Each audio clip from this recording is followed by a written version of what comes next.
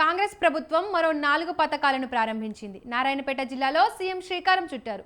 ఈ నేపథ్యంలో రేవంత్ రెడ్డి ఆసక్తికర వ్యాఖ్యలు చేశారు. రాష్ట్రాన్ని చుట్టుముట్టిన సమస్యలను ఒక్కొక్కటిగా పరిష్కరిస్తున్నామని చెప్పారు. భూమికి విత్తనానికి ఉన్న అనుబంధం రైతుకు కాంగ్రెస్కు మధ్య ఉందని చెప్పారు. ప్రతిపక్ష నేతపై తనదైన శైలిలో సీఎం విమర్శలు చేశారు.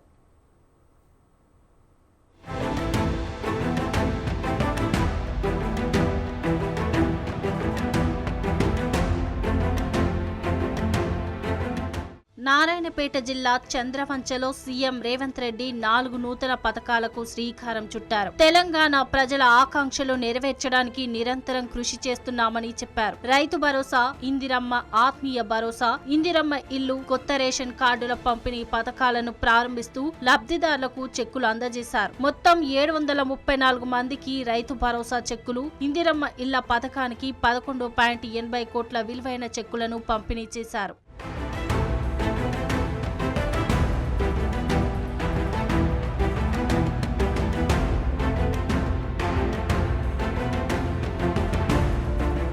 తెలంగాణ రాష్ట్రాన్ని చుట్టుముట్టిన సమస్యలను ఒక్కొక్కటిగా పరిష్కరిస్తున్నామని సీఎం చెప్పారు. ఇచ్చిన గ్యారంటీలను అమలు చేస్తూ ముందుకు వెళ్తున్నామన్నారు. ఎంతో మంది పేదలు కొత్త రేషన్ కార్డుల కోసం చూస్తున్నారన్నారు. రైతు కూలీలు ప్రభుత్వ అండ కోరుకుంటున్నారని చెప్పారు. భూమికి విత్తనానికి ఉన్న అనుబంధం రైతుకు కాంగ్రెస్ కు మధ్య ఉంది. రైతులకు ఉచిత కరెంటును ఇచ్చే పథకాన్ని మొదట అమలు చేసింది, దేశమంతటా రైతులకు రుణమాఫీ చేసింది కూడా కాంగ్రెస్ ప్రభుత్వమే అన్నారు. ప్రతి పేదవాడి ఇంటికి 200 యూనిట్లు ఈ రోజు ఉచితంగా విద్యుత్తును సరఫరా చేస్తూ 50 లక్షల కుటుంబాలకు ఈనాడు ఇంట్లలో కూడా పేదవాడి కళ్ళల్లో, పేదవాడి ఇంటిలో వెలుగులు చూడాలి, పేదవాడి కళ్ళల్లో సంతోషాన్ని చూడాలి అని ఈనాడు మనం 200 యూనిట్లు పేదవాళ్లకు ఉచితంగా ఇంట్లలో కరెంటు ఇస్తున్నాం.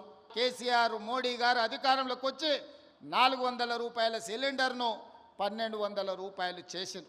అందుకే 1200 రూపాయలతోనే ఆడబిడ్డలు కష్టపడుతున్నారని ఆలోచన చేసి మనం 500 రూపాయలకే సిలిండర్ ఇవ్వాలని ఈనాడు తెలంగాణ రాష్ట్రంలో 50 లక్షల కుటుంబాలకు ఆడబిడ్డలకు 500 రూపాయలకే సిలిండర్ ఇవాళ ఆడబిడ్డలకు ఇస్తున్న రాష్ట్రం ఏదైనా ఉందంటే అది తెలంగాణ రాష్ట్రం. అప్పట్లో ప్రధాని మన్మోహన్ సింగ్ ఒక్క సంతకంతో దేశమంతా రుణమాఫీ చేశారని సీఎం గుర్తుకు చేశారు. ఇప్పుడు రైతులకు ఒకే విడతలో 2 లక్షల వరకు రుణమాఫీ చేశామన్నారు. ఇలా రుణమాఫీ చేసిన రాష్ట్రం మరొకటి లేదని చెప్పారు. దాదాపు 25 లక్షల మంది రైతుల ఖాతాల్లో 21,000 కోట్లు వేశామన్నారు. సాగు ఖర్చులు పెరిగాయని రైతు భరోసా నిధులు పెంచామని చెప్పారు. ఇవాళ ఆదివారం కాబట్టి రైతు భరోసా డబ్బులు జమ కావని చెప్పారు. అర్ధరాత్రి 12 దాటగానే రైతుల ఖాతాల్లో డబ్బులు జమ అవుతాయని చెప్పారు. ఈనాడు రైతు భరోసా పథకం కింద ప్రతి ఎకరాకు 12,000 రూపాయలు ఇవ్వాలని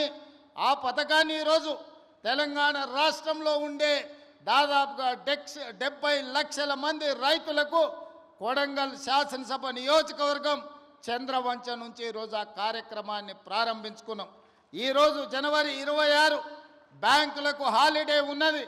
రాత్రి 12 గంటల తర్వాత ప్రతి రైతుకు, రాష్ట్రంలో ఉన్న వ్యవసాయ భూమి ఉన్న ప్రతి రైతుకు రాత్రి 12 గంటల తర్వాత ప్రతి ఎకరాకు 6,000 రూపాయలతోని మీ ఖాతాల్లో మీ నగదు టకీమని పడే విధంగా ఈరోజు కార్యక్రమాన్ని తీసుకున్నాం.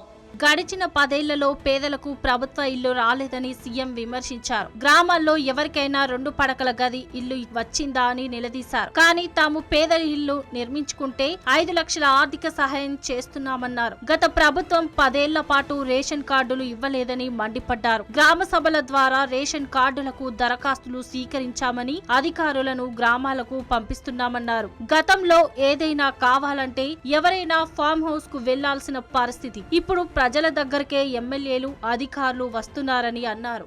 ఫామ్ హౌస్ లో ఉండి గడిలలో బండి ఈ రోజు 10 ఎకరాలలో భవంతులు కట్టుకొని పరిపాలన చేస్తామంటే కుదరదు. ప్రజల దగ్గరికి వెళ్ళాల్సిందే. ప్రజలు అడుగుతారు, ప్రజలు కడుగుతారు, ప్రజలకు జవాబు చెప్పాల్సిందే అని చెప్పి ఇవాళ ప్రభుత్వాన్ని ప్రజల దగ్గరికి పంపించినాం. మీరు ఆలోచన చేయండి. ఇవాళ వాళ్ళు 10 ఏళ్ళ అధికారంలో ఉన్నారు. వాళ్ళని చేయొద్దన్నమా? కల్వకుర్తి పూర్తి చేయొద్దన్నమా? భీమా, నెట్టంపాడు, కోయిలసాగర్ ప్రాజెక్టులను, ఆర్టీఎస్ ప్రాజెక్టులను, పాలమూరు రంగారెడ్డి ఎత్తిపోతల ప్రాజెక్టులను మనమేమన్నా వద్దన్నమా? పూర్తి చేయొద్దని ఏమన్నా అడ్డం పడ్డమా? 10 ఏళ్ళైనా చంద్రశేఖరరావు గారికి, రామారావు గారికి ఓపిక లేకుండే, తీరిక లేకుండే. ఎంతసేపు వాళ్ళ సంపాదన, వాళ్ళ ఫామ్ హౌజులు, వాళ్ళ కుటుంబం యొక్క క్షేమమే తప్ప 4 కోట్ల ప్రజల సంక్షేమం పట్టించుకోలే. ప్రజా ప్రభుత్వం ప్రజలకు జవాబుదారీగా ఉంటుందని రేవంత్ రెడ్డి చెప్పారు. కాంగ్రెస్ పార్టీ మాట ఇస్తే ఎప్పటికీ వెనక్కి తగ్గదన్నారు. తెలంగాణ ఇస్తామని సోనియా గాంధీ చెప్పారు, ఇచ్చారన్నారు. 1,00,000 కోట్లు పెట్టి కట్టిన కాళేశ్వరం 3 ఏళ్లకే కూలిందని విమర్శించారు. ప్రతిపక్ష నేతగా బాధ్యత నిర్వర్తించినప్పుడు ఆ పదవి ఎందుకు అని నిలదీశారు. ప్రాజెక్టుల కోసం భూసేకరణ చేస్తే ప్రజలను రెచ్చగొడుతున్నారని మండిపడ్డారు సీఎం.